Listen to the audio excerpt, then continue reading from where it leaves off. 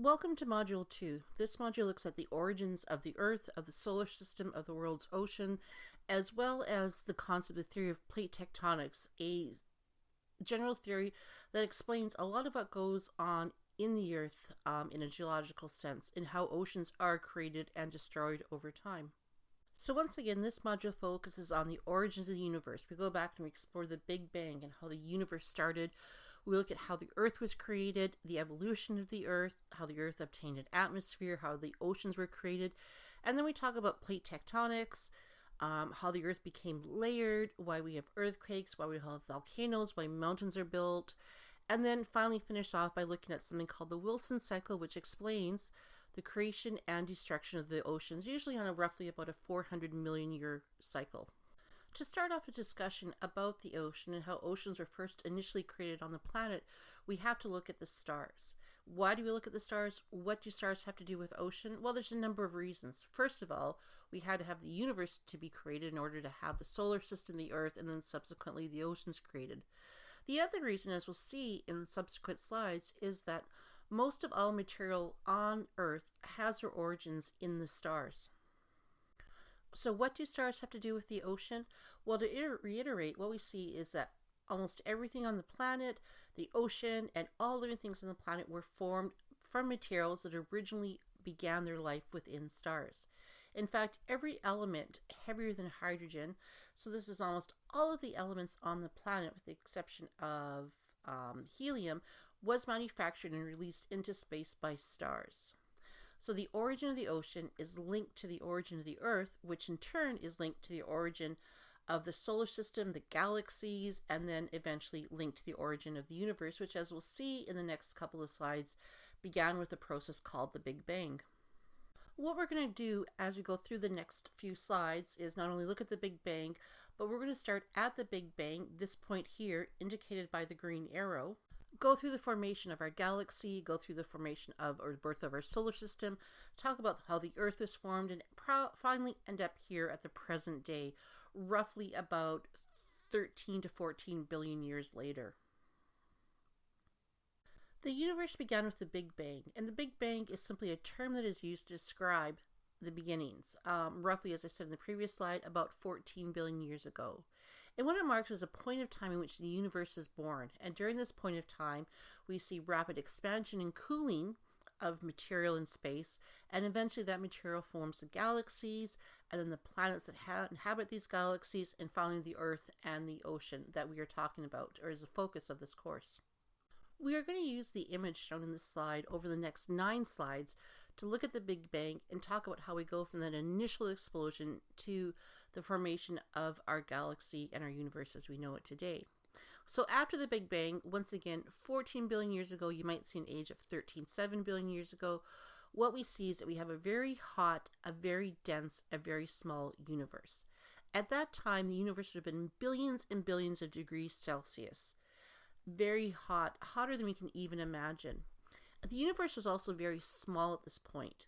It was smaller than the tip of a pencil. You would need a microscope in order to see the universe. So we have a very hot universe, extremely small universe, and as a result, very, very dense universe.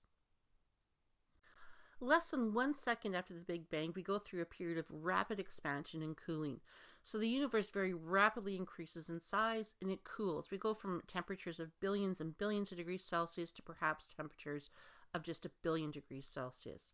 We also see during this episode that subatomic particles form.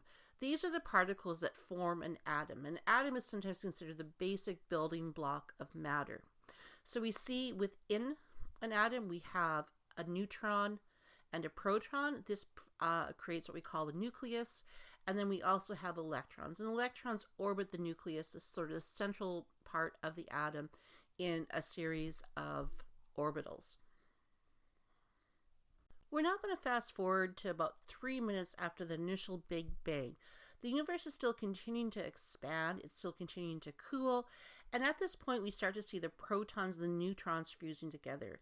And this is where we form that nuclei, that's sort of the central part of the atom. We also see at this time that we begin to have charged hydrogen particles. So this is hydrogen, a very common element in the universe, becomes charged. It has a positive electric charge on it. If you don't completely understand all the chemistry, get back to me and I can direct you to additional information that can help you understand some of the basic chemistry that we're covering in this lecture. 300,000 years later, since the Big Bang, what we have seen now is the universe has cooled to a point that it now has a temperature of roughly about 10,000 degrees Celsius. Still very hot from our perspective, but it has cooled considerably considering we started off with temperatures in the billions and billions of degrees Celsius. 300,000 years might seem a lot to us, but in terms of the age of the universe, roughly 13.7 to 14 billion years old, or the age of the Earth, this is a really very short period of time. It's basically like a snap of the finger that we might experience during our lifetime.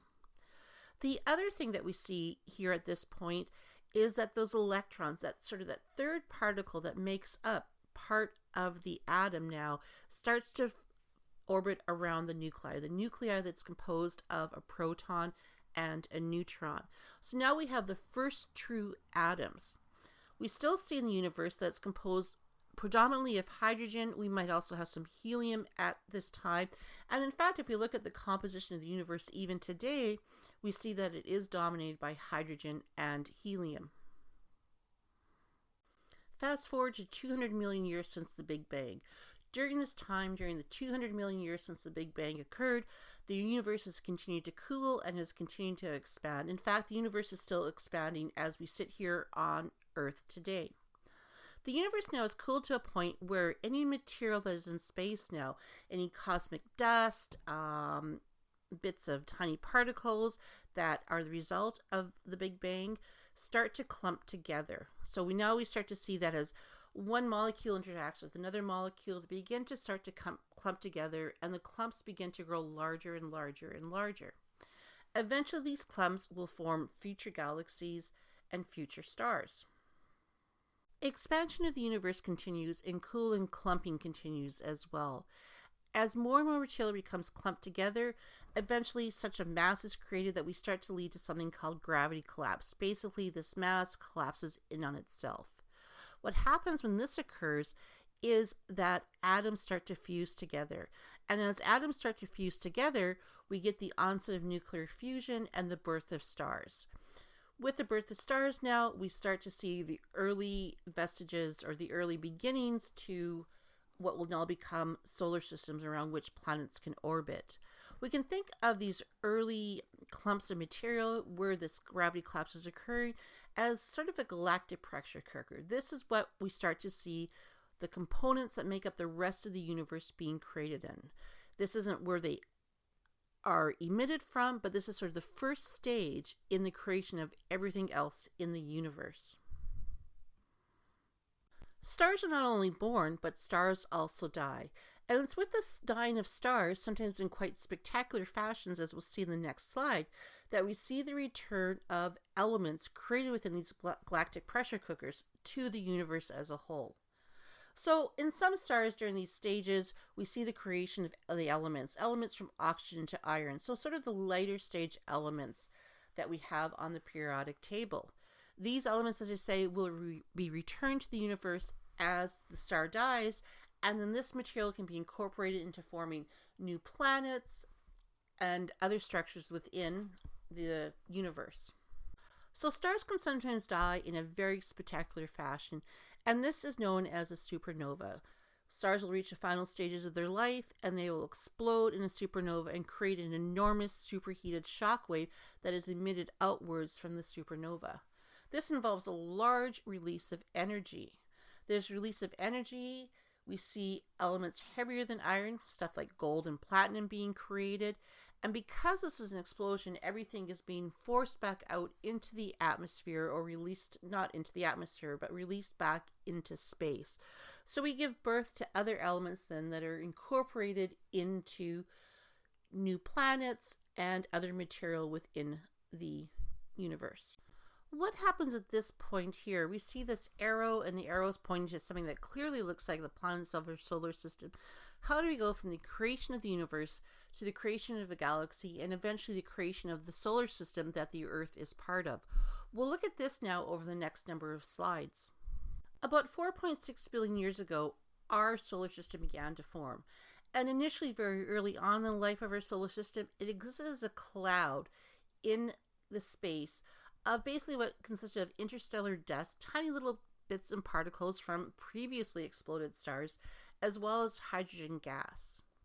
Eventually what happened, though, is this cloud began to condense together, to clump together, and contracted under its own gravity. And this, in turn, formed what we think of as the early sun or the proto-sun. There was other remaining material, and this material then started to form a swirling disk around this proto-sun, and this is known as a solar nebula. So roughly about 4.6, 4.7 billion years ago, if we could go back at time and look at the solar system at that period of time, what we see is we see sort of the initial stages of the sun at the center of the swirling mass of very finer grained material, coarser grained material, gases mixed up with it, surrounding this inner solar nebula core. Within the solar nebula, what happened was that particles began to collide and clump together. This is a process that we call accretion. And as they began to collide and clump together, they grew larger and larger and larger. And this formed planetesimals, what we could think of as little tiny baby planets. This collision between particles and this clumping together continued. And eventually, if you stick enough material together, its mass is great enough that we start to see that gravity, a gravitational field, forms. As this is occurring, we see something else happening. In the inner part of the nebula, due to hotter temperatures, we see that elements that make up metals and a type of mineral called silicates, which we know way back from some of our earlier lectures, form the backbone of some of the minerals that the continental and oceanic crust are made out of. We see that metals and silicates dominate. As we move out away from the central part of the solar nebula, we see that temperatures are cooler and that ice now starts to be sort of the dominant substance in this mass of material that's clumping around the solar nebula, or clumping around in the solar nebula. The clumping together of material in the inner part of the nebula, where we have these hotter temperatures, where we have these metals and silicates clumping together, these form what will become the terrestrial planets. Planets such as Mars, Venus, Earth, and Mercury. These inner four planets that we consider terrestrial planets, they have a hard surface that you could actually walk on if you're able to visit Mars, Mercury, or Venus. What continues to happen is these planetesimals, we can think of them as sort of the seeds of what becomes our planets that form the solar system today, begin to collide together more and more. They stick together more, the mass increases, and more material is attracted due to gravity that is a result of this increasing growth in mass. And as I said then, we see the formation of the terrestrial planets, Earth-like planets that have a rocky and metal core. The big thing to remember here is gravity is playing a huge role in this process. Without gravity, we wouldn't have this clumping together of material and the creation of the planets. So this continues for a number of years. We continue to have clumping and clumping and clumping until we get the creation of the planets that form our modern day solar system, from all the way from Mercury, Venus, Earth, Mars, Jupiter, Saturn, Uranus, Neptune, and sometimes we can even say poor little Pluto that sort of stuck out there, was once a planet and is now no longer considered a planet. All of these form as a result of the secretion and the sticking together of material within the solar nebula.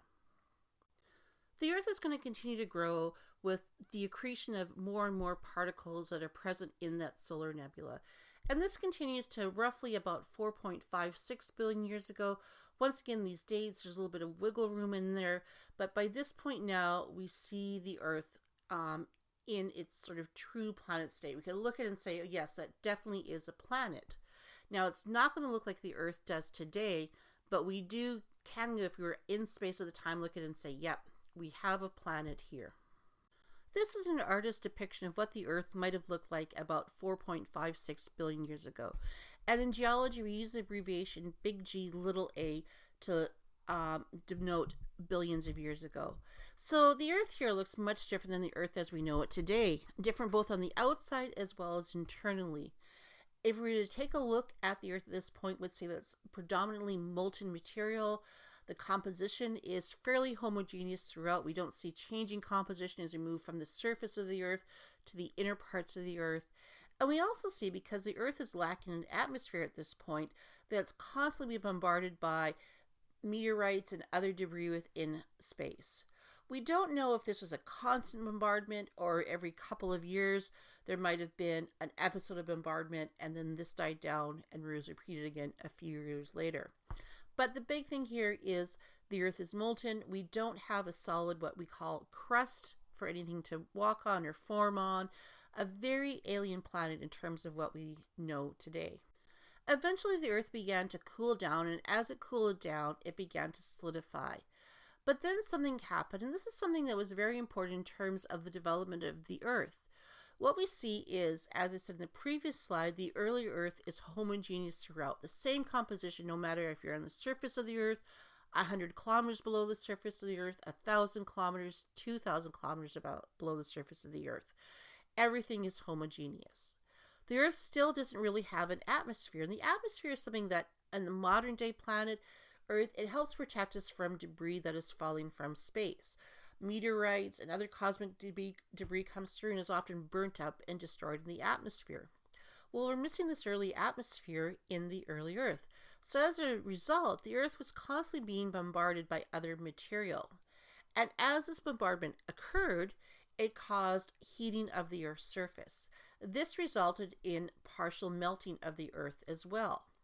This wasn't the only thing that was causing partial melting of the Earth. As we'll see, radioactive decay can cause melting of the interior of the Earth, rocks inside the Earth. That is still occurring today, as well as gravitational compression, as everything is sort of being sucked together by gravity, compressed by gravitational forces.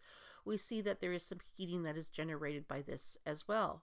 But the important thing here is, in this episode, sometimes called the Great Bombardment, we see the partial melting of the Earth. While this partial melting is occurring, we still have gravity here. Earth is this huge mass. It has a gravitational attraction. We know gravity keeps us upright on the surface. It doesn't let us, float off into space. And we see that gravity, as the Earth became partially melted, pulled heavier elements such as nickel and iron downwards, and formed what would become eventually the Earth's core. And then later minerals such as the silicates, moved up towards the surface of the Earth, forming what is now the Earth's crust. This is a process that we know as density stratification. We take this homogeneous Earth and we make it into a layered Earth, distinctive layers with distinctive both chemical and physical properties. Lighter elements towards the surface, this includes silicates, as well as iron and nickel towards the inner core. So with this, we see a cooling of the Earth and the formation of the first surface of the Earth approximately about 4.5 billion years ago. How do we know the age of the Earth? What sort of evidence do we have for the age of the Earth? We'll look at that quickly in the next couple of slides. How do we know how old the Earth is? Well, we have clues in the geological record. And the geological record on the planet actually stretches back almost to the birth of the Earth, the creation of the Earth. So roughly about 4.5 billion years ago. One possible candidate is a rock called the Acasta gneiss. And the Acasta gneiss actually is found here in Canada, and there's a picture of it right there. This is a rock, and we don't see them in many locations on the planet, but places like South Africa, Australia, Russia, and Canada have what we call very old shields, very old centers of ancient continents. And these contain very old rocks that can provide a clue to the Earth's age.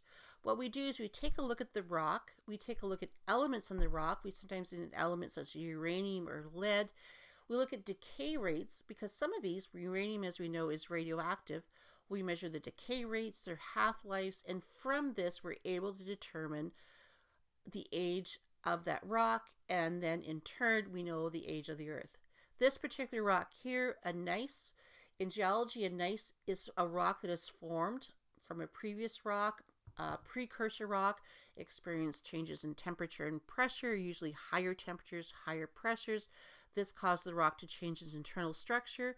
So the fact that we see a gneiss means that we have to have a rock that was older than that in order for that gneiss to form. So we look at the rock record to get clues about the age of the Earth. This is another example of a rock that we use to date the Earth. This is something called the Jack Hills zircon. The Jack Hills are located in Western Australia, and it comprises of a bunch of rocks that once again are created from pre-existing rocks. Within these rocks that we see pictured here in red, we find a mineral called zircon. And by looking at the zircon and studying the half-life of the elements that make up zircon, we can come up with an age of the Earth. Once again, we know here that there had to be something preceding this. The age of the zircon, we have it about 4.375 billion years, give or take 6 million years. When you're dealing with 4.54 billion years of Earth history, a plus or minus of 6 million years is nothing. So we look at this information, we look at the rock record, and from that we're able to gain information and evidence of the age of the Earth.